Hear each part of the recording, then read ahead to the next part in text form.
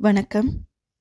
நாம் இப்போ ஒரு அழகான ஓவியத்தை வரையணும் அப்படின்னு நினைக்கும் பொழுதும் சரி, அழகான ஒரு கோலத்தை உருவாக்கணும் அப்படின்னு நினைக்கும் பொழுதும் சரி, தேவையில்லாத தூக்கி போடுற பொருட்கள்லேருந்து ஒரு நல்ல விஷயத்தையோ இல்லை நல்ல பொருளையோ உருவாக்கணும்னு நினைக்கும் பொழுதும் சரி, நம்மளுடைய திறமைகளை வேறு சில படைப்புகளாக உருவாக்கணும்னு நினைக்கும் பொழுதும் சரி, அதில் நிறைய தவறுகள் ஏற்படலாம்.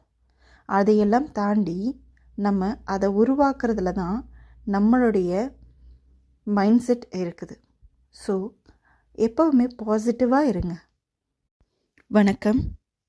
நாம் இப்போ ஒரு அழகான ஓவியத்தை வரையணும் அப்படின்னு நினைக்கும் பொழுதும் சரி, அழகான ஒரு கோலத்தை உருவாக்கணும் அப்படின்னு நினைக்கும் பொழுதும் சரி, தேவையில்லாத தூக்கி போடுற பொருட்கள்லேருந்து ஒரு நல்ல விஷயத்தையோ இல்லை நல்ல பொருளையோ உருவாக்கணும்னு நினைக்கும் பொழுதும் சரி, நம்மளுடைய திறமைகளை வேறு சில படைப்புகளாக உருவாக்கணும்னு நினைக்கும் பொழுதும் சரி, அதில் நிறைய தவறுகள் ஏற்படலாம்.